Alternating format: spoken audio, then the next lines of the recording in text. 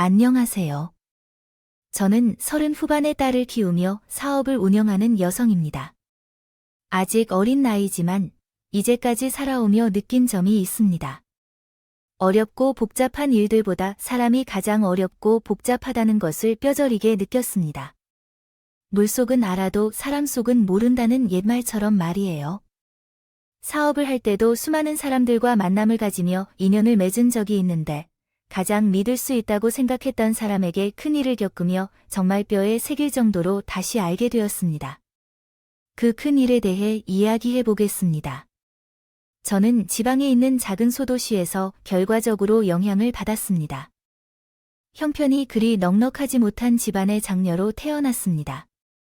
핑계받게 되지 않겠지만 집안의 어려운 형편과 일에 힘을 보태신 부모님을 대신하여 동생 둘을 돌봐야 했던 탓에 공부에 집중할 수 있는 환경이 마련되지 않았습니다.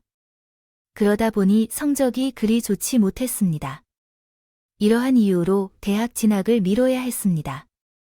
미래를 계획해야 했죠. 저에게는 두 가지 길이 열려 있었어요. 하나는 살고 있는 지역에 남아서 생활하는 것이었고, 다른 하나는 대도시로 무작정 올라가는 것이었죠. 제가 고향을 떠나는 것이 아니었지만, 그곳에 남게 된다면 제 인생이 어떻게 펼쳐질지 어느 정도 예상이 가능했습니다. 근처의 공장에서 일하거나 동네에서 일자리를 옮겨가며 지역 사람과 결혼한 후 평범한 주부가 되어 아이를 낳아 살았겠지만 그 뻔한 삶은 싫었습니다. 어린 나이에 가졌던 것은 자신감뿐이었지만 한 번도 경험하지 못한 대도시의 삶이 무서울 뿐만 아니라 기대되었습니다. 왠지 내가 대도시로 가야 할 것 같았고 그곳에서 하는 일이 잘 풀릴 것 같았어요. 그런 말도 못 믿을 정도의 자신감 하나를 가지고 저는 서울로 향했어요. 그렇게 겁 없이 첫걸음을 내디딘 서울 생활은 생각보다 좋을 만했습니다. 처음 발을 딛자마자 일자리를 쉽게 얻을 수 있었습니다. 예전에는 제가 혼자 살고 생활비를 벌 수 있었고요. 그러나 그것만큼만으로는 제한이 있었답니다. 몇 년 동안은 지금처럼 알바만 해도 살아갈 수 있지만 그 다음 10년 후에 문제가 생겼어요. 아르바이트만 하면 사실상 고향에서만 지내는 것과 별 다를 게 없었지만 서울의 높은 물가 때문에 더 많이 써야 했죠. 그래서 돈을 모으며 틈틈이 평생 직업으로 삼을 만한 일을 찾아다녔어요. 어느 날 인터넷 뉴스를 보게 되었는데 제 나이와 비슷한 사람들의 성공 이야기가 나와 있었어요. 그들의 매출 수익이 10억 원, 20억 원이라고 하더라고요. 당시에는 상상조차 할 수 없는 큰 돈이었어요. 도대체 어떻게 하면 그런 돈을 번 걸까요? 원하는 내용을 더 자세히 살펴봤는데 인터넷 쇼핑몰에 관한 기사였습니다. 다른 이야기가 아닌데 제와 비슷한 연령대의 사람들이 많은 자본금 없이 큰 돈을 벌게 된 것에 대한 기사에 저도 흥미가 생겨졌습니다. 그날부터 인터넷 카페와 커뮤니티를 돌아다니며 기사 속 주인공들처럼 되는 것이 가능한지 확인해 보기로 결심했습니다. 그리고 퇴근 후 매일 카페와 커뮤니티를 살펴본 결과 아주 불가능한 것은 아니라는 결론을 내렸습니다. 운이 따라야 할 것 같지만 제가 알바로 번 돈보다는 훨씬 많이 벌 수 있을 것 같았습니다. 그래서 제가 쇼핑몰을 시작해 보기로 결정했습니다. 처음 몇 달은 하던 알바와 경험이 필요한 만큼 힘들었지만 어느 시점부터는 제법 수익을 내기 시작했어요. 시간이 지나고 알바와 쇼핑몰 중 하나를 선택해야 할 때가 다가왔죠.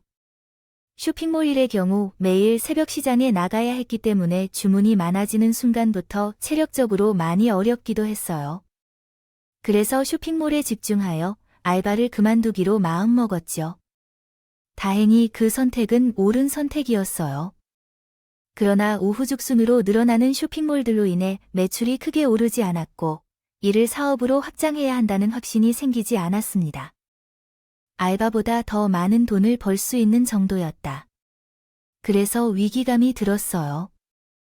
저는 서울과 관련이 없고 믿을 만한 장소도 없어서요. 만약 현재 하는 쇼핑몰이 망하면 다른 직업을 찾아야 하는데 부업을 하면서는 다른 직업을 찾기 어려웠습니다. 그러니까 모든 것을 쇼핑몰 사업에 걸어야 했어요. 그래서 많은 쇼핑몰들 사이에서 살아남기 위해 차별성을 주기로 결정했습니다. 직접 옷을 제작하기로 했어요. 일반적으로 시장에서 구입한 옷 중에 한두 가지 아쉬운 점이 있었어요. 예를 들어 색상, 사이즈, 디자인 등. 그래서 제가 옷을 직접 제작하면 이런 부분을 해결할 수 있을 것 같았어요. 그래서요. 백방으로 알아본 결과 시장 쪽 옷을 디자인부터 생산까지 해주는 프리랜서 디자이너가 있다는 사실을 알게 되었습니다. 최소 수량만 보장해주면 제품 생산까지 큰 신경 쓸 게 없었기 때문에 바로 그 디자이너를 고용하게 되었습니다. 만나게 된 디자이너가 바로 제 남편이 될 사람이었죠. 남편을 디자이너로 고용하면서부터 제 쇼핑몰이 흔히 말하는 대박을 터뜨리게 되었습니다. 그때부터는 밀려드는 주문으로 인해 따로 공장도 둬야 했고 직원들도 계속 채용해야 했죠. 매년 제가 운영하는 쇼핑몰이 성장하고 있다는 느낌을 받을 정도였습니다. 사무실을 옮기며 계속 확장해야 했기 때문에요. 쇼핑몰 사업만 잘 되고 있던 것이 아니었습니다.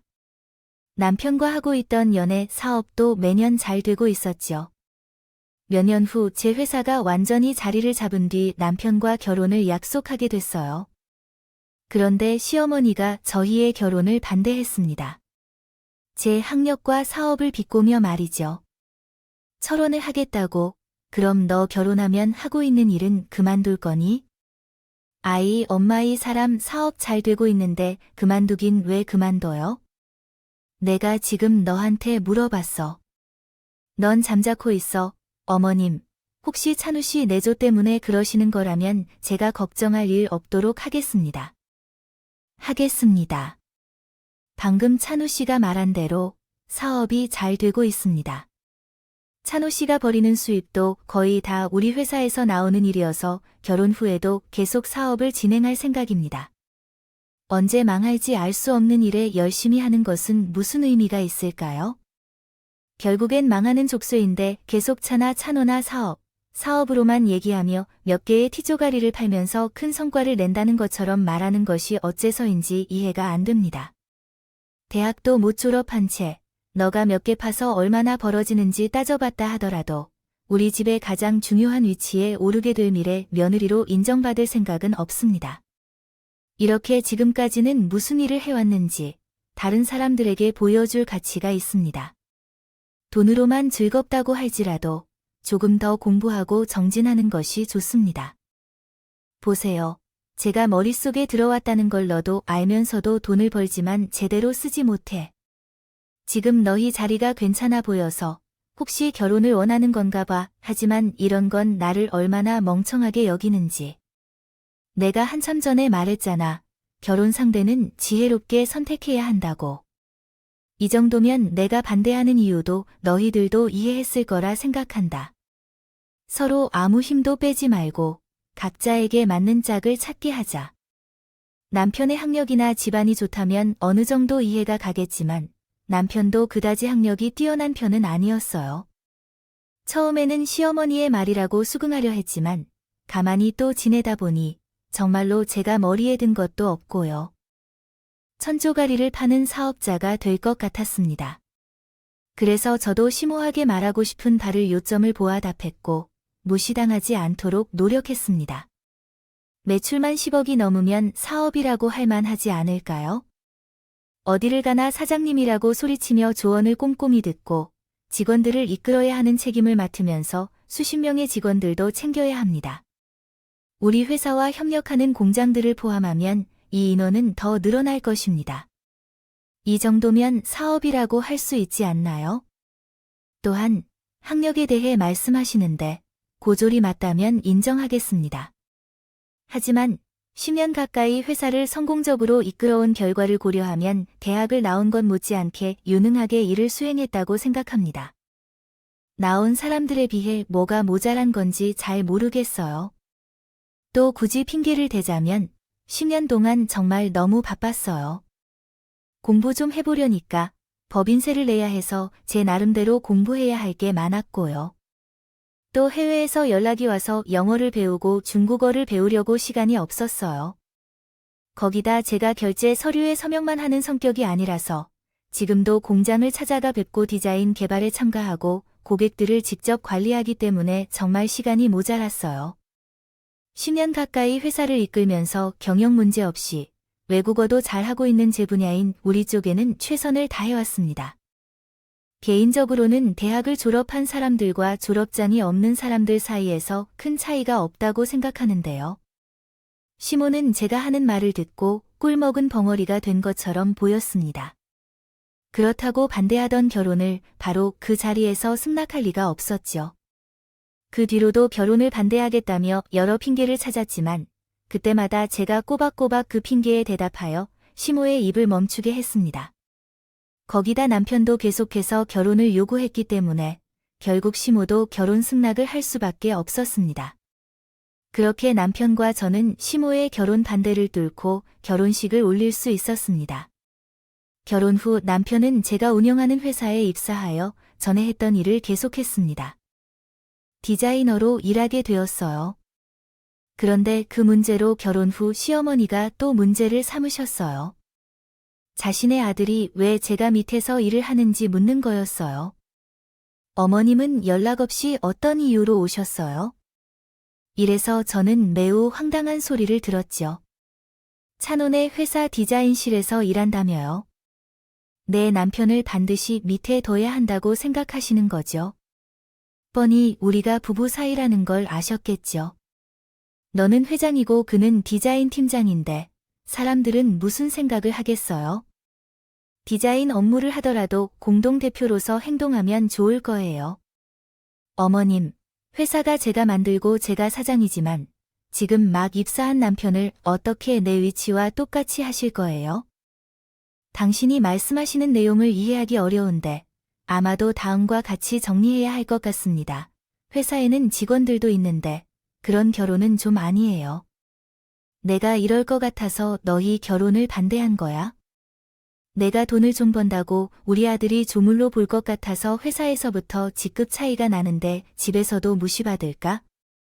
회사에서 대했던 태도 그대로 가져오겠지. 내가 내 아들을 기다려 살려고 고생하면서 키운 줄 알아? 그 회사에서도 집에서도 남편을 무시하거나 아래에서 대하지 않아. 그리고 남편을 공동대표로 하면 오히려 사람들이 욕할 거야. 남자가 여자를 잘 만나서 한 자리를 차지했다고. 지금 어머니께서 말씀하신 것이 맞았네요. 남편이 능력을 깎아먹는 행동이라고 생각하는데요.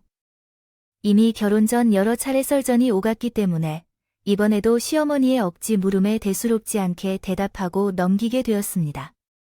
그 후로도 시어머니의 간섭과 강요가 종종 있었지만 제 신경을 조금 거스렀을 뿐이라 큰 문제가 되지 않았어요. 그렇게 남편과는 문제없는 결혼 생활을 이어가며 사업도 날로 번창하고 있었습니다. 그러나 사업이라는 것은 항상 정체기가 있는 법이죠. 딱 그때쯤 우리 회사에도 정체기가 찾아왔습니다. 경쟁 업체들도 더 많아지고 원래 주요 고객층으로 삼았던 세대가 나이를 먹으면서 우리 회사의 경쟁력이 약해져 가고 있는 것 같습니다. 돌파구가 필요했기 때문에 회사의 방향을 완전히 바꾸었습니다. 제 나이와 비슷한 사람들을 새로운 타겟으로 삼아웃을 만들기 시작했고 이 과감한 결정은 기대 이상의 좋은 반응을 얻었습니다. 기존 고객들이 다시 찾아오고 새로운 고객도 유입되었으며 해외에서 저희 제품을 원하는 제안이 들어왔습니다. 이러한 결과로 회사는 한 단계 더 발전할 수 있었습니다. 그 결과로 사업이 성공적으로 진행되면서 콧바람이 절로 나올 정도로 기쁨을 느끼게 되었고 이로써 소중한 딸아이까지 마음속에 안기며 행복한 나날이 이어졌습니다. 임신 후에도 처음에는 일과 동행을 계속하려 했지만 사업에 집중해야 할 필요성을 느껴 너무 많아서 부르더니 더 불편해졌고 결국 일선에서 물러나게 되었습니다. 그 이후로는 집에서 안정을 찾으며 조금씩 회사 업무를 이어나갔어요. 회사에 출근하지 못할 때는 남편에게 보고를 받고 일을 진행했죠.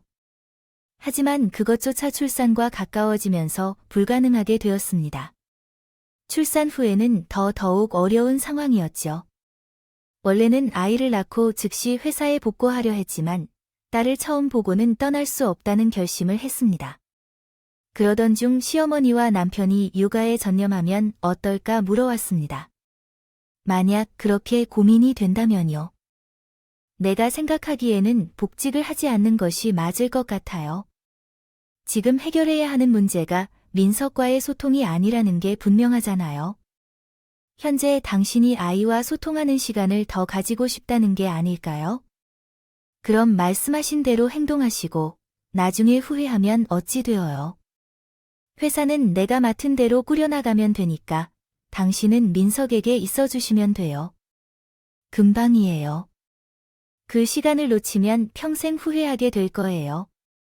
누구 때문에 그 시간을 놓쳤다고 원망하지 말고 민석을 잠깐이라도 돌봐주는 게 효과가 좋을 테니까요. 그리고 당신이 바쁘다고 민석이를 잘하면 다시 일하고 싶어 할 거예요. 누군가 말려도 당신은 회사로 뛰어갈 거 아닐까요? 어차피 아이를 키우면서 또 일할 거니까 휴식 시간이라도 가지는 게 나을 거예요. 결국 고민 끝에는 남편에게 회사를 봐주는 게 되겠죠. 맡겨주기로 했어요. 남편이 직접 회사를 운영해 본 적은 없지만 제가 곁에서 도와주면 큰 문제가 없을 거라고 생각했어요. 그런데 마음이 조금 어렵더라고요. 아주 떠날 것도 아니지만 굉장히 10년 넘게 일한 곳을 잠시 떠나 있을 거라니 여운이 길게 느껴졌습니다. 그런 제 마음을 눈치챘는지 남편은 그동안 회사를 이끌며 고생한 저에게 선물이라며 거액의 돈과 선물을 주었어요. 어찌되었건 남편 돈이나 내 돈이나 같은 돈이지만 예쁜 말로 포장해서 주니까 큰 선물을 받은 듯한 느낌을 주었고 이에 의미가 있었고 고마웠어요. 선물을 받으며 앞으로는 남편의 내조를 잘하고 딸 민서도 열심히 키우겠다고 다짐했습니다. 그런데 그런 제 다짐을 뭉개버리는 일이 생기게 되었어요. 저에게 회사를 넘겨받은 남편이 이혼을 요구해 왔거든요. 문제의 발단은 시모였어요. 민서를 보는 핑계로 집을 자주 찾아온 시모는 제 육아 방식에 대해 시비를 걸었습니다. 어머님, 그런 거 아직 민서에게 먹이면 안 돼요. 소화도 안 되고 벌써 자극적인 음식을 먹이면 민서 몸에도 안 좋아요. 누가 보면 내가 독약을 먹인 줄 알겠어요. 그 소세지 조금 가지고 그렇게 난리를 벌이니까 그리고 나보다 자식을 10수년 이상이나 키웠어요. 그런데 어디서 훈계를 받는 거야? 성인 몸에도 좋지 않은데 아이에게 벌써 주면 안 되는 거죠. 또한 민서 보러 오시는 것은 좋은데요. 매일같이 오셔서 제 육아에 개입하고 하시지 말아달라 부탁한 행동들을 계속하시는 건 저 좀 힘들어요.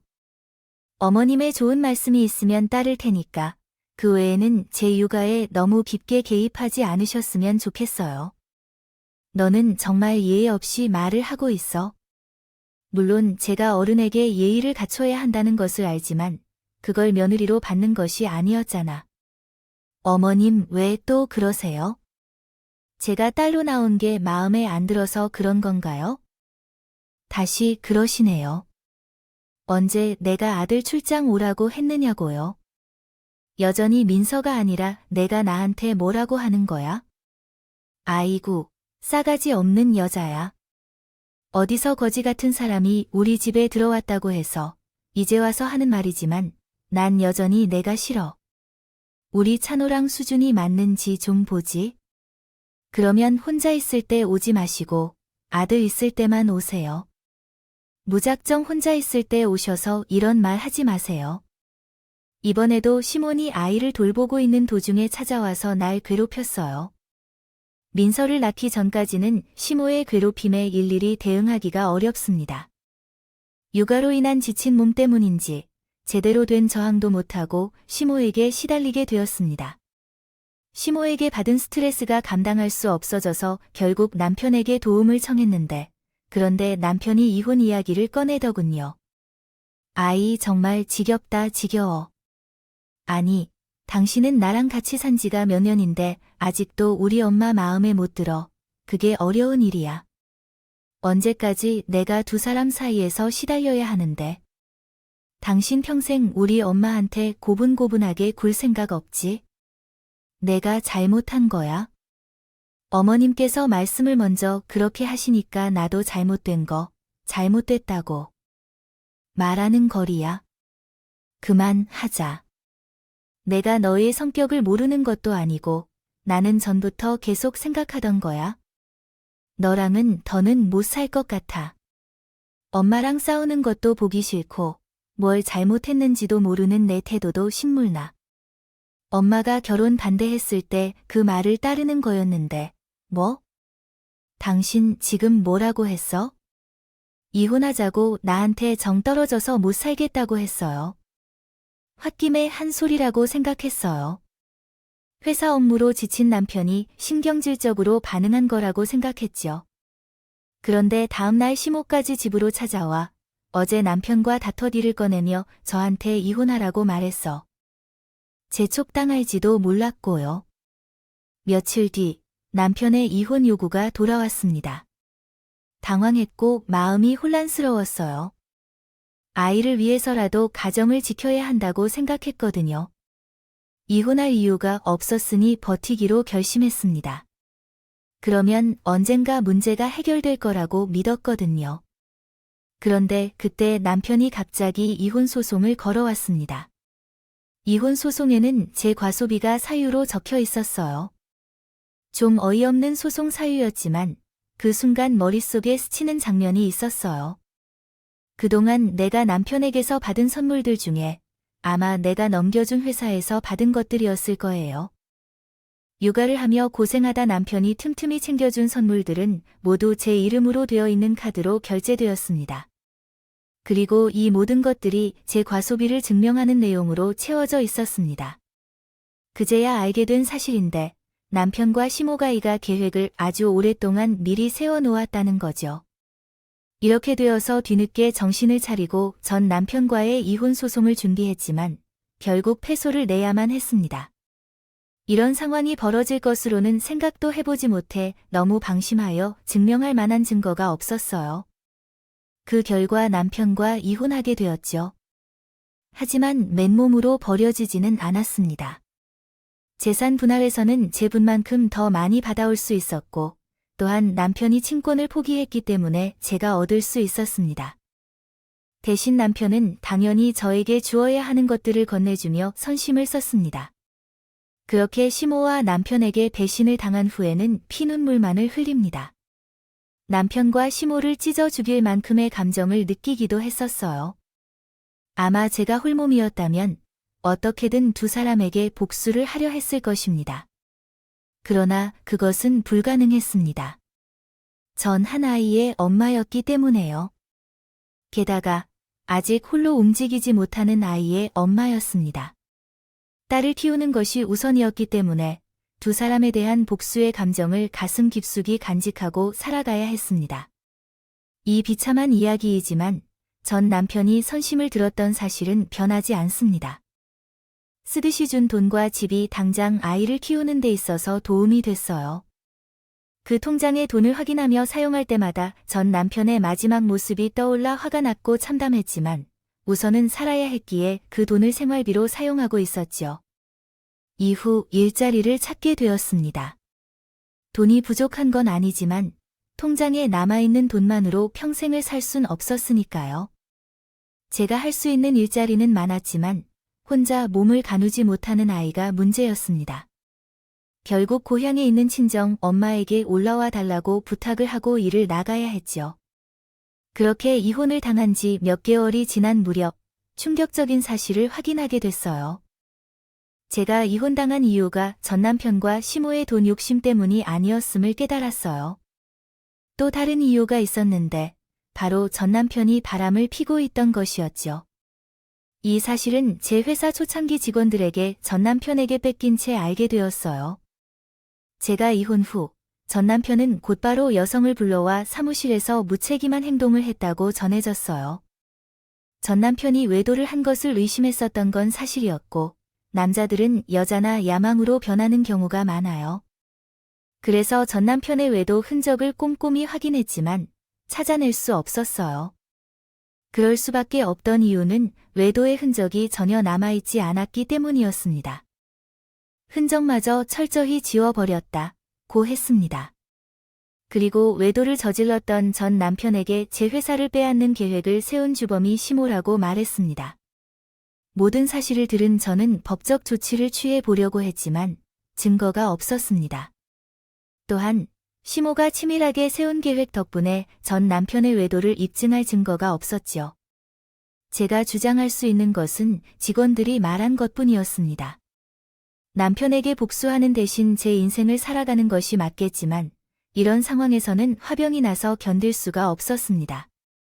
그래서 제 상황에 맞는 복수 방법은 무엇일지 생각 중입니다. 없을 것 같다고 생각해봤습니다. 그때 남편의 불륜 사실을 밝혀준 직원의 한마디가 떠올랐어요. 회사 내부 사정에 관한 얘기였는데 전 남편이 사장이 되고 회사를 운영하면서부터 내부 사정이 엉망이 되고 있다는 말이었죠. 과연 그런 식으로 회사를 어떻게 운영할 수 있을지 모르겠다는 직원의 말이 저에게는 기회처럼 들렸어요. 내가 능력만 된다면 전 남편에게 빼앗긴 내 회사를 되찾을 수 있을지 않을까 싶었지요. 그러려면 제가 다시 한번 사업에 뛰어들어야 했습니다. 배운 것이 도둑질과 같아서 처음에는 제가 여태까지 해왔고 성공시킨 의류 분야로 사업을 다시 시작해 볼까 했어요. 그런데 이미 과하다고도 너무 과포화가 혹해졌습니다. 돼 있었다. 어느 정도 규모가 있는 상태에서 시작하는 거면 모르겠지만 다시 처음부터 시작하는 건 망할 가능성이 너무 높아 보였다. 그래서 고민하다 보니 화장품 쪽으로 눈이 가더라고요. 여성들에게 화장품은 뗄래야 뗄 수 없는 제품이었고 어린 여성들부터 노년의 여성분들까지 사용을 하시니 판매 연령층에 대한 고심도 적을 것 같았습니다. 차별성만 두면 사업이 곧 잘 될 것 같은데 다른 화장품들과 차별성을 두고 홍보를 해야 하는 게 무엇일지 생각을 해보게 됐어요. 그리고 언제나 그랬듯이 제 주위에서 그 차별성을 찾아봤죠. 바로 한눈에 들어오는 아이가 제 딸이었어요. 화장을 하면 항상 아이와의 접촉이 걱정되었습니다. 어린아이 피부가 화장품에 닿으면 문제가 생길까봐 걱정했거든요. 그런데 보통 엄마들은 이런 걱정을 다 할 것 같았어요. 또한 아이에게 문제가 없다는 사실을 홍보하다 보면 자연스레 다른 연령층에게도 안전한 화장품으로 인식이 될 것 같다고 생각했어요. 그 포인트를 잡고 화장품 사업을 시작해보게 되었습니다. 물론 쉽지 않았어요. 우리가 사업하면서 알게 된 화장품 업계 지인이 있어서 완전히 무지한 채 시작한 건 아니었지만 전혀 모르던 분야이기 때문에 뭘 하나 쉽지 않았어요. 게다가 옷과는 달리 받아야 할 검증들이 있었죠. 과정도 많고 국가기관에서 인증도 받아야 판매가 가능한 품목이라 제품을 개발하는 시간도 오래 걸릴 수밖에 없었습니다. 그런데 힘들다는 생각이 들지 않더라고요. 전 남편이 회사를 완전히 망치기 전에 어떻게든 성공해야 했으니까요. 고비가 있으면 어떻게든 해결하려고 별별 짓을 다 해봤습니다. 문턱도 못 가본 대학에 들어가 교수님께 막무가내로 여쭤보기도 하고 화장품 완성 회사를 찾아가기까지 했죠. 그렇게 가진 노력을 다했지만 저 혼자였다면 사업을 시작하기까지 더 오랜 시간이 걸렸을 겁니다. 그때쯤에 저에게 천군만마 같은 사람들이 찾아왔어요. 제가 빼앗긴 회사의 초창기 직원들 중 저에게 도움을 주겠다며 찾아온 3명의 사람들이 있었습니다. 그들을 믿고 희망을 얻게 되어 힘이 솟아나기도 했죠. 회사의 미래가 불확실하더라도 제대로 월급을 받지 못하는 나를 도와주겠다며 찾아온 것은 쉬운 결정이 아니었습니다. 더욱이 그들이 전해준 회사 정보들로 내 기대와 의지가 더 강해졌죠. 그러나 최근 회사가 혼란스러운 상황 속에 놓여 있다는 사실을 알게 되었는데 내부 고발이 없다는 것은 이해하기 어려운 상황이었습니다. 그 순간에 어서 사업을 시작하고 성장시키고자 했지만 조급한 마음이 오히려 일을 방해할까봐 더욱더 신중했습니다. 꼼꼼히 제품 개발에 힘을 쏟았습니다. 다행히 사업을 돕겠다고 찾아온 직원들 덕분에 예상보다 빨리 제품 개발을 완성할 수 있었고 사업을 시작할 수 있었어요. 이후에는 도와주는 직원들과 함께 사업을 조금씩 끌어나가며 예상한 타겟층부터 반응을 받으면서 자리를 잡을 수 있었습니다. 그 이후로 몇 년 동안은 일과 육아에만 전념하게 되었어요. 개인적인 여가 활동은 모두 포기하고 그 두 일에만 전념했습니다. 그리고 항상 빼앗긴 회사 정보를 조금씩 알아냈습니다. 그렇게 긴 기다림 끝에 전 남편의 회사가 지쳐가는 상황과 내가 시작한 화장품 사업이 번창하기 시작했습니다. 주가가 올라가고 있는 시기에 인수 제안을 하게 된 것이며 회사를 인수하겠다는 사람이 나였다는 사실을 알게 되자 전 남편은 꽤 놀란 모습이었습니다. 그렇다면 애를 키우며 살아가는데 급한 줄 알았던 나로서는 회사를 인수한다는 소식에 당황할 수밖에 없었겠죠. 당신이었어. 내 회사를 인수하겠다는 사람이라니 하면서 이해가 되네요. 아무도 관심 없는 회사가 누가 인수하겠다고 했는데 그런데 의외였다. 나는 당신이 사업을 하고 있을 줄 몰랐는데 오히려 사업을 하는 줄 알았다. 설마 내 회사를 언젠간 인수하려고 지금까지 사업을 한 게 아니겠어요? 그게 왜 중요한 거야? 당신은 회사를 넘겨서 돈만 챙기면 되는 거 아니야? 사적인 얘기는 떨어뜨리고 회사 얘기를 하자. 응, 그렇지. 당신이 이 회사에 어떤 감정을 품고 있느냐에 따라 거래 가격이 달라지겠지. 어떻게 상관없다고 말할 수 있겠어? 그러나 그렇게 반응하면서 보니 내가 한 말이 옳은 것 같아. 당신이 나에게 협상할 여유를 갖고 있지 않을 걸. 어차피 시간이 흐르면 회사 가치만 떨어지고 당신이 맞게 이 회사가 쓰러지는 거겠지. 갑자기 다시 일어서는 것도 아니고 인수하기란 것도 나타나지 않을 거야. 전 남편은 자신의 상황이 좋지 않음에도 불구하고 제 앞에서 여유 있는 척하며 절 조롱하려고 했어요. 당연히 그 가짜는 전 남편의 모습에 인상이 찌푸려지고 화도 났지만 전 필요 이상의 화를 내지 않았습니다. 제 복수는 회사를 인수한 후에 일어났습니다. 전 남편에게는 그저 내 회사를 되찾고 싶어하는 미련 있는 여자로 보이기를 바랐습니다. 다행히 전 남편에게 제 의도대로 보였던 것 같고요. 이후 회사 인수에 대한 일들은 빠르게 진행되었습니다. 회사 매출이 시간이 지날수록 바닥을 뚫고 있었고 부채도 늘어나고 있었기 때문에 전 남편 쪽에서는 시간이 흘러갈수록 조급해지는 모습을 보였습니다. 덕분에 시건방을 떨던 남편도 제가 고수하던 인수 금액에 맞춰 회사를 넘기기로 결정했습니다. 양수양도 계약서를 작성하는 날이 와서 남편을 다시 만나게 되었죠. 서로 계약서에 기재된 내용과 조건만 확인하면 되었지만 그날 남편은 역시 저에게 비아냥거리며 추후에 받게 될 일을 스스로 벌라고 하더라고요.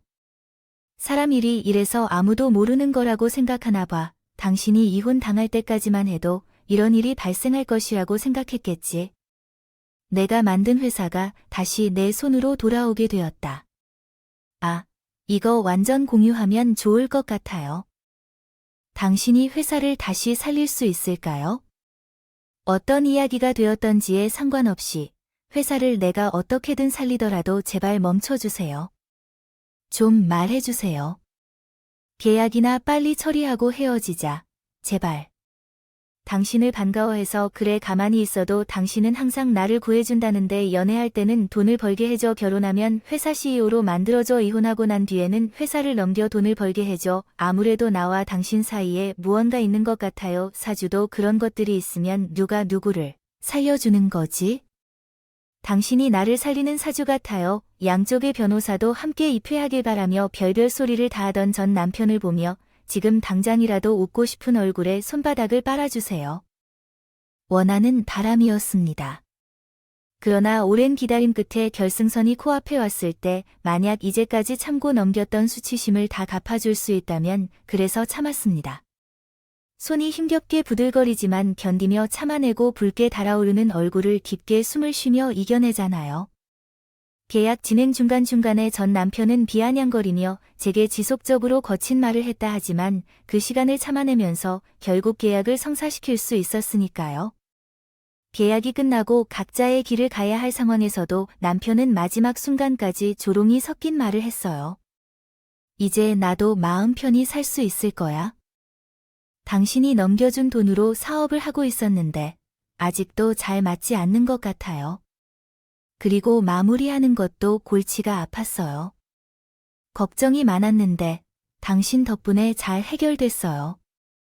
앞으로는 당신이 준 돈으로 편안하게 살아야겠어요. 고마워요.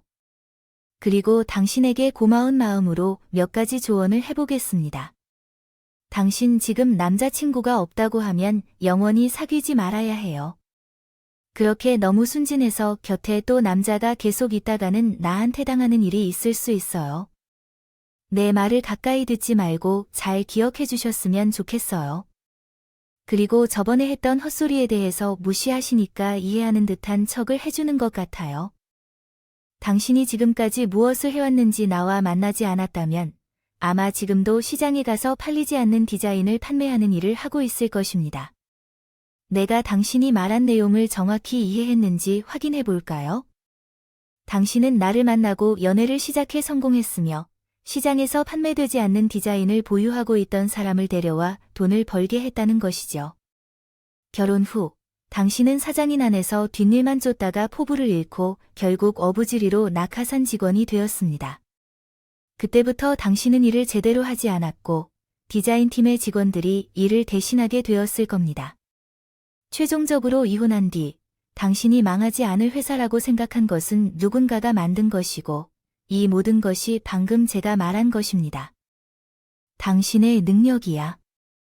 여자를 만나는 능력도 있어서 옆에서 호들갑 떨며 살아도 눈치채지 못하는 게 당신의 능력이라고 했잖아.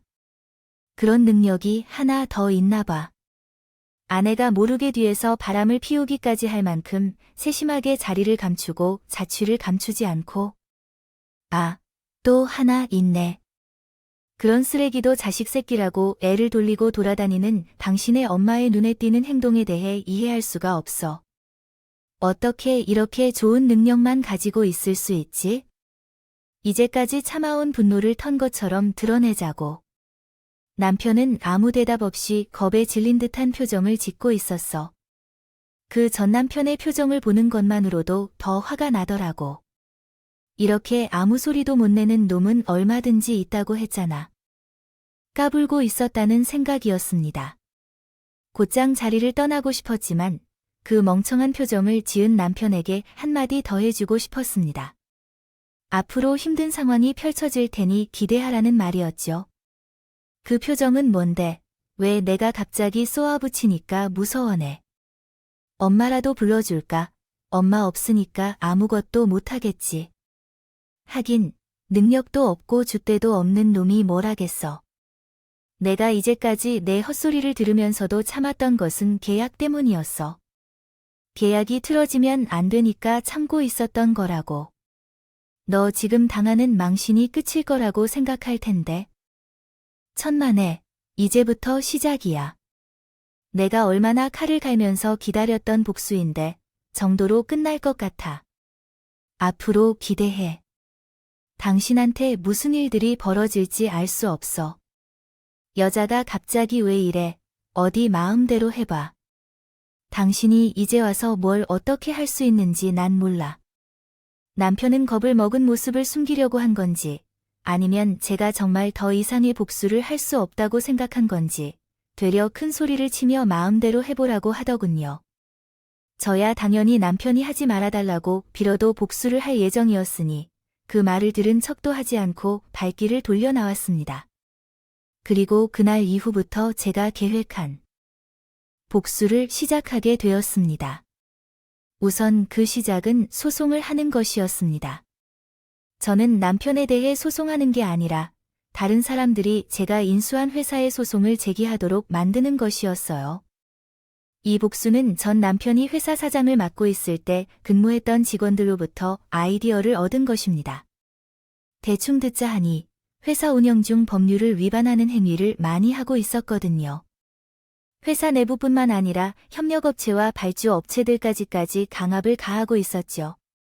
주로 겉으로 드러나는 회계 장부를 조작하거나 업체들에게 협박을 가했다는 내용을 포함하고 있습니다. 이직한 직원들을 만나서 회사를 인수한 후 관련 서류를 전부 확인했습니다. 그리고 피해를 입은 협력업체와 하청업체에 방문하여 피해 여부를 확인했어요. 모두 피해를 입었음을 인정해 제가 제시한 서류를 확인하고 말씀하실 때 주저하셨습니다. 그래서 먼저 사장님들께 내 의도를 밝히기 시작했습니다. 사장님들께 사실을 말하셔도 피해를 보지 않으실 겁니다.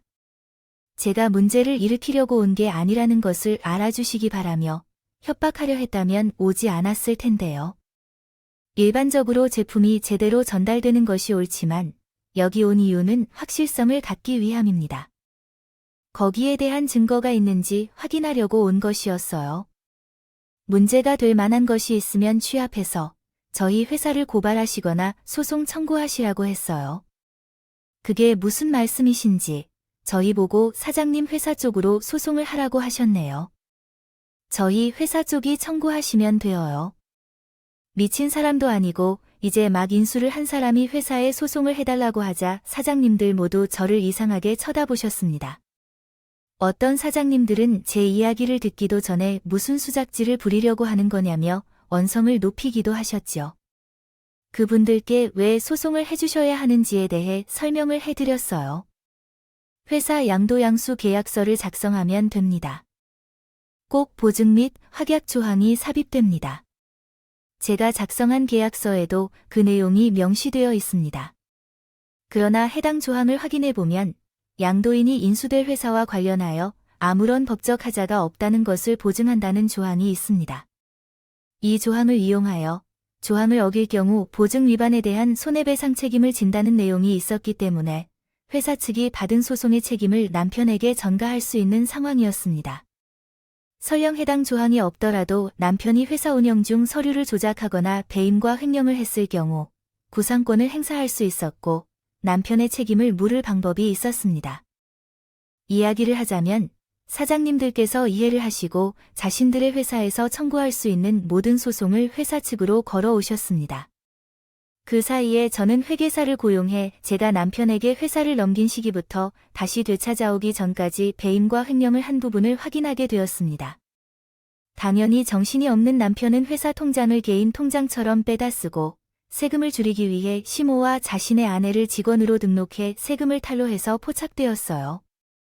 사실 세금 부분은 좀 의외였는데 영사업 쪽으로 머리가 없는 놈이라 생각해서 회사 돈만 빼다 쓰고 있다고 생각했는데 나름 세금을 줄여보려고 한다는 것은 꽤 의외였어요.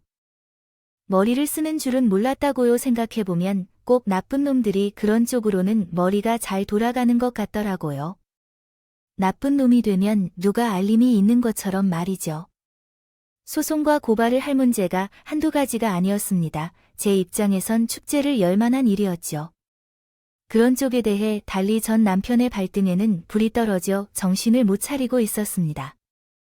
회사를 넘기고 마음 편히 지내던 남편에게 날아드는 소송과 고발은 마른 하늘의 날벼락 같은 소리였으니까요. 회사 손해배상에 대한 소장이 날아들자 바로 저에게 연락을 해오더라고요. 당신 뭐야? 손해배상 청구 이거 뭔데?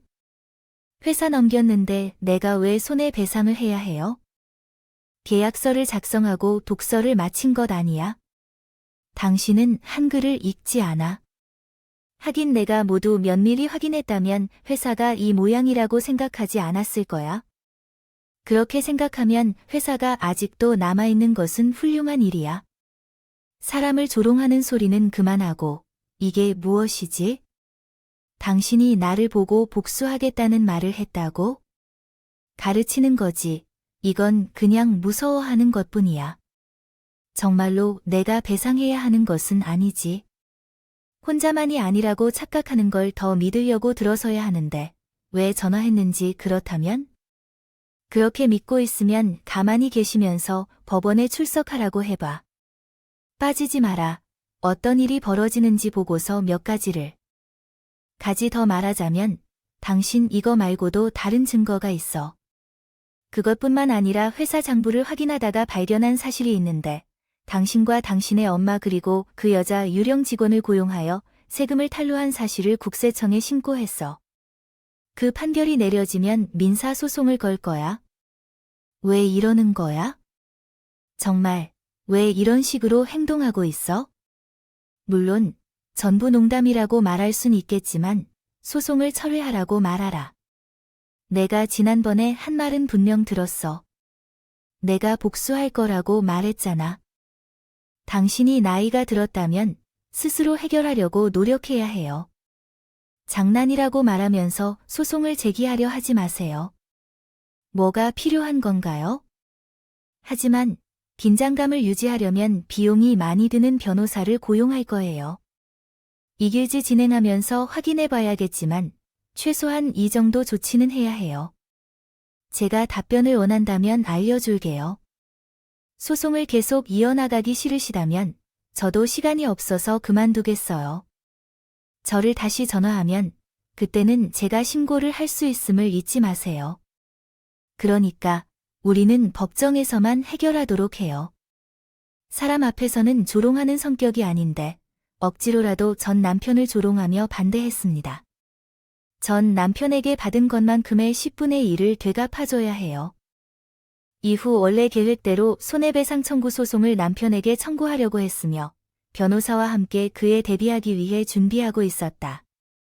그 사이에 남편은 저에게 여러 번 전화를 걸었고 전화를 받지 않으면 다른 사람들에게도 연락을 시도했지만 저는 그와의 통화를 피했다. 그랬더니 어느 순간 전 남편의 목소리가 들리자마자 통화를 종료해버렸다.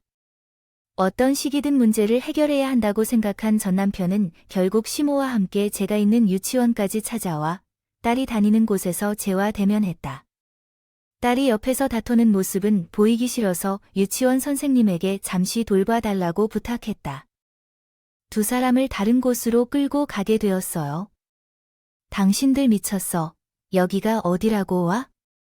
그리고 이렇게 날 찾아오면 법적인 문제가 된다는 거 몰라? 앞으로 받을 처벌 때문에 이 정도 위법은 문제도 아니라는 거야. 하나야, 너 정말 왜 그러냐? 나 이러다 진짜 개털 될 거야. 남는 거 하나 없다고. 내가 이렇게 빌게. 내가 잘못했어. 그러니까 제발 소송 좀 취하해줘. 우선 내 회사가 아니라 당신 회사에 소송 걸린 건 내가 합의금으로 해결해 줄게. 그러면 회사 운영하는데 큰 문제는 없잖아. 내가 회사에 잘못한 문제는 차차 해결해 나갈게. 그러니까 그 소송만이라도 취하해주면 안 될까? 어차피 그 소송 건들 말고도요. 당신이 신고한 세금 탈세로 인해 처벌받아야 해. 그것을 잘 처리하면 징역도 가능하다고 해. 내 돈으로 회사 문제를 해결하고 세금을 탈락해 처벌까지 받으면 당신이 원하는 만큼 처벌받는 것 아닐까? 그러니 제발 나 좀 숨쉬게 해줘. 이렇게 부탁하고 있다. 그리고 민서, 우리 딸 민서를 생각해봐. 아빠가 징역을 할 수 있고 돈 한 푼도 없다면 그 마음은 어떨까? 지금은 아무것도 모르더라도 아이가 청소년 되면 사실을 알게 되면 당신을 좋은 엄마로만 볼 수 있을까? 아빠라는 사람을 무참히 무시해놨는데 미래의 사실을 알게 되는 민서의 정서적 교육을 위해서도 좀 신경 써주면 안 될까? 전해주세요. 그래, 하나야.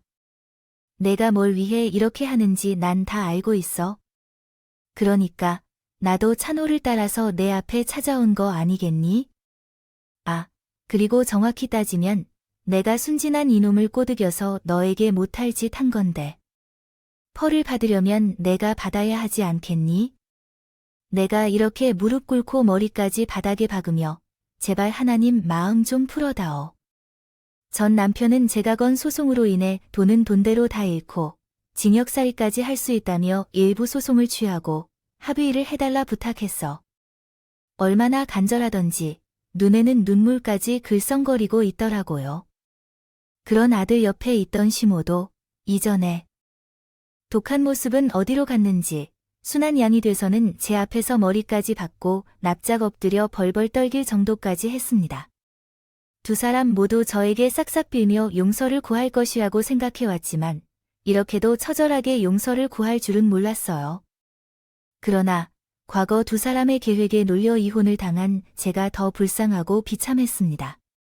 그래서 불쌍하다 안타깝다 용서의 주체로 여겨졌을까 했지만 새끼 손톱만큼도 들지가 않더라고요. 그때 왜 그렇게 행동했는지 이해할 수 없네요. 아들이 바람났다면 정상적인 방법으로 합의 이혼을 하거나 이혼 소송을 진행하고 재산을 분할하면 되는데 왜 사람을 모욕하고 뒤통수를 치게 했을까요? 나는 두 사람이 불쌍하다는 생각이 들지 않아요. 당신들한테 배신당한 그 당시에는 내가 더 불쌍해 보이니까요. 또한 당신이 입에서 우리 민서의 이름을 꺼내지 말아주세요. 만약 당신이 민서한테 애정이라도 조금이라도 있었다면 난 몰라도 애는 보러 찾아왔을 텐데요. 그런데 당신이 입에서 현재를 제외하고 애 이야기를 한 적이 있어요. 바람난 그녀애만 쥐새끼라고 아낀 주제 어디서 우리 민서 이름을 불러서 그렇기 때문에 나한테 선처나 자비를 바라지 말아주세요. 난 그냥 법대로 할 거예요. 또한 분명히 말했죠. 나한테 연락하거나 찾아오는 것은 법적으로 문제가 될 수 있다고요. 지금 굉장히 공포감을 느끼고 있어요. 그래서 방금 경찰에 신고했어요. 어디서 이렇게 계속 위법 행위를 저질러봐 누가 손해를 볼지 알아요. 전 남편은 제가 112로 보낸 문자를 확인하고 더 이상의 문제를 일으키고 싶지 않았는지 자신의 엄마를 데리고는 불을 켜에 제 앞에서 사라졌어요.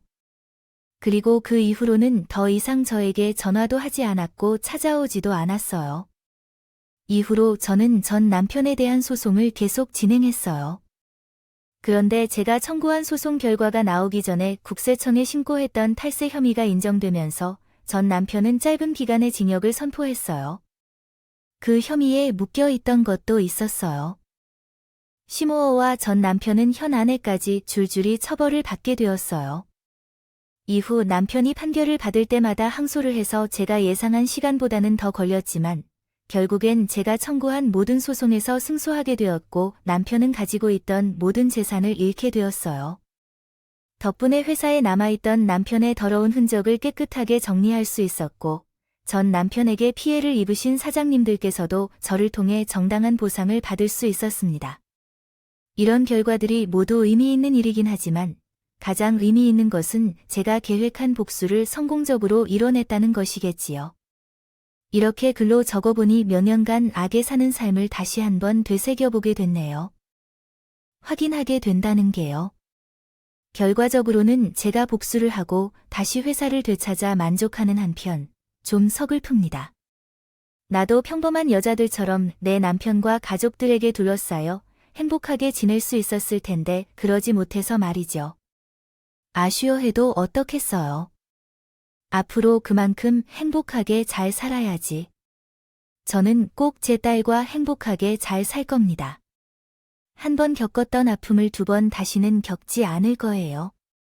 앞으로 행복해질 제 인생 많이들 응원해 주시면 감사하겠어요. 그럼 이제 인사드릴게요. 끝까지 제 이야기 들어주셔서 감사합니다. 모두가 사랑하는 사람들과 행복하길 바라요.